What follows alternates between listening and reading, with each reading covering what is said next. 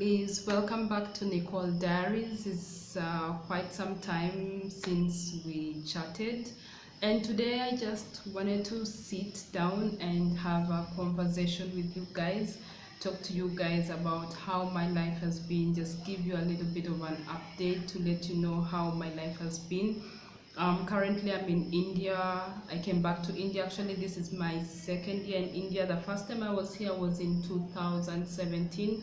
I was here for a year in a city called Ahmedabad, that's in Gujarat state, and currently I'm living in another different city called Pune in Maharashtra state. So right now I'll just be talking to you guys about some of the pros and cons that I have experienced during my stay here. So let's get right into the video. Okay, so for starters, I'm going to start with the cons. Okay, I'm just going to talk about the cons of living in Pune as a foreigner, and then later I'll get into the pros. So one of the cons that I have kind of experienced, of course, this happens everywhere in whatever country you go to as a foreigner, especially if it's not an English speaking country. It's quite tough surviving as a foreigner. For example, here in Pune, they speak Marathi is the official language of Pune. And of course, at the same time, they also speak Hindi, which is also like the official language of the country. However, still, you can be able to survive even without knowing the local language. You can still be able to survive with English compared to Russia. For example, I remember last year when I also lived in Russia, I was in a city called Krasnoyarsk, and it was quite tough to get on with my life there because most people could not speak English. So it was quite tough to really communicate, and sometimes I just found myself relying on the translator, to make my communication so much easier. So it's the same thing also that I'm facing here whenever I go to the stores, or maybe sometimes I'm trying to maybe buy something, or just move around, make my movement here much easier. It's quite tough, especially if you're communicating with the locals, because you'll find most locals do not know English, so it becomes a bit tough to communicate with them. And then number two, I would also say when it comes to transportation, it's quite challenging, because you see here, most of the times, of course, you have to rely on internet. For example, when you're booking cabs for you to get to your different destinations. So even though we have the public transportation, which is the bus, actually government bus, it's also tough to use this because majority of the people still, like I said earlier, cannot speak English, especially the driver, the conductor. So even when it comes to communicating with them, it's tough. Maybe trying to tell them that I'm coming out from this place, from that place, it's challenging. And at the same time also, we have what we call these autos, those small cars. They act like taxis, so sometimes they can give people lifts. Of course, provide transportation and make your movement easier from one place to another. But then again, these people can be quite tricky, especially when you're a foreigner. They will tend to cheat you at times, and even in places that are so near, they will overcharge you for it, just because you're a foreigner and just because you cannot communicate in their language. So they take advantage of this, which sometimes is quite annoying, but again, you have no choice. Most of the times I've just found myself paying a whole lot of money, even if I know very well that this is not supposed to be the amount that I'm supposed to pay, but just because maybe sometimes I'm caught up in a rush probably to go somewhere, I have no choice but to pay. So this is also some other challenge that I face while living here in Pune as a foreigner. And then number three, I would say also when it comes to the weather, generally India has got kind of a harsh weather condition, because for example, what do I mean by this? Like when it's summer, it's really, really hot, and when it's in the winter season, like raining monsoon, it's also quite annoying. So I'll explain it like this. So when it comes to summer, at least okay, I appreciate Pune for not being so hot. Usually here when it's summer, the temperatures are around 40 to 45 degrees max. But when I lived in Ahmedabad, oh my god, it was crazy hot, and sometimes temperatures would rise up to 50, even up to 55 degrees. Like, it was that hot. Even at night, like literally when you move out of the house, you still feel the heat. You go into the bathroom, you come out, you're already sweating. Naturally, I do not sweat so much, but when I was in Ahmedabad, by the time I'm out of the shower, I'm literally sweating like from head to toes. It's like as if I didn't even take a shower, you know.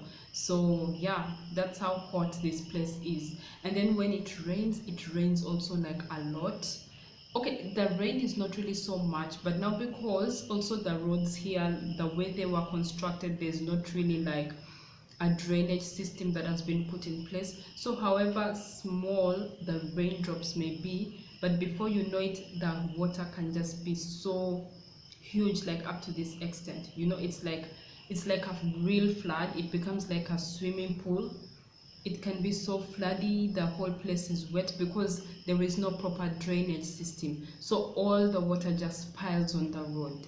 So you find it being soaked up on the road. And in other cities like Mumbai, it's actually worse, especially during the monsoon season, because this is the time, of course, when it's raining like cats and dogs.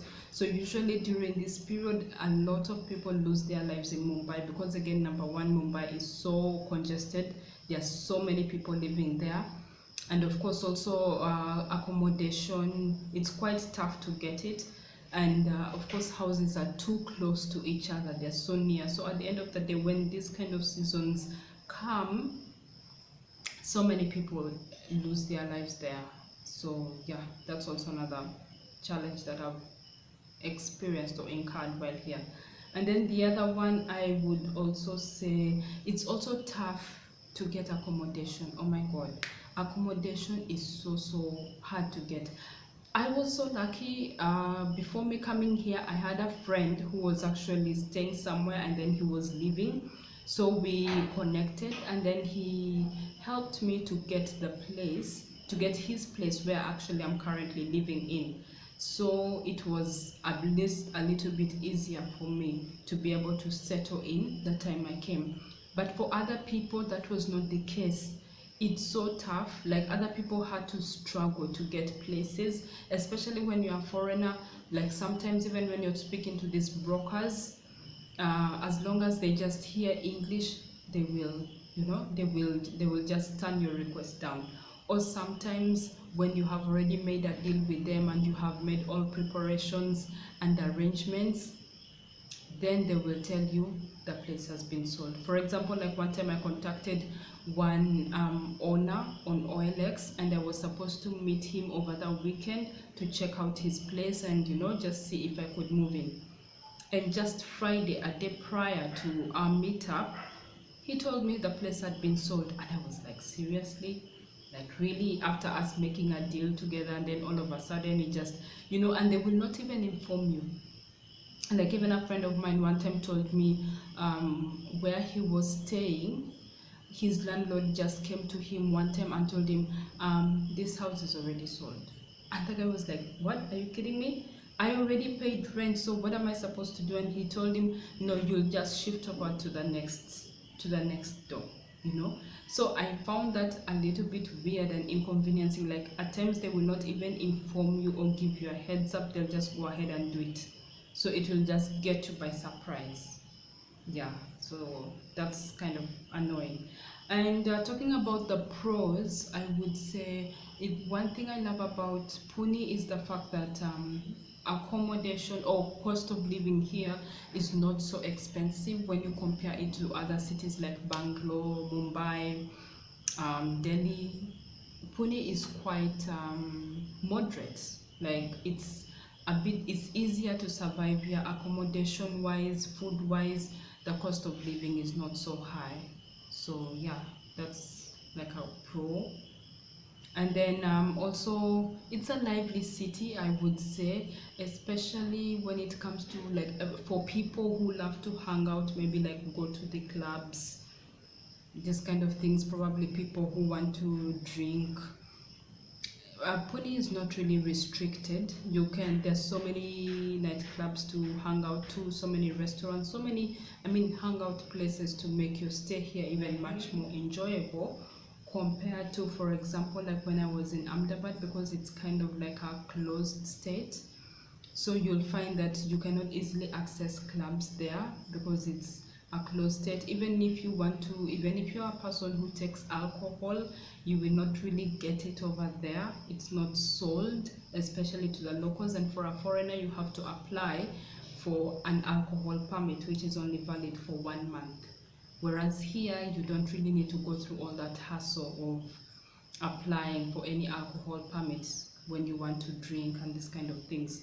So I find it here, laws wise, it's quite flexible to live here.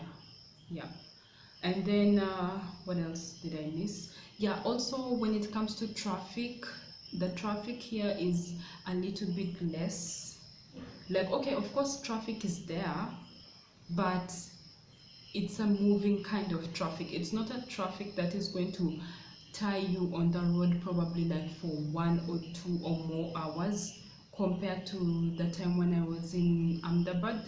I used to face quite a lot of traffic, especially like if I was traveling to different places here and there.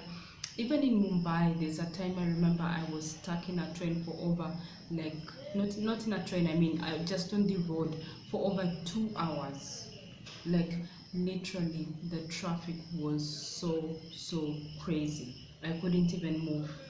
So yeah, anyway, I just wanted to give you guys a little bit of a heads up and an update of how my life has been and how my life is actually here back in India for the second time. And yeah, so for any of you guys who are foreigners and are living here in India, in whatever city it may be, you can just feel free to drop your comments down below and I'll be glad to see them. And thank you so much for watching. Please do subscribe to my channel, and yeah, I'll have more content coming up. So bye bye for now.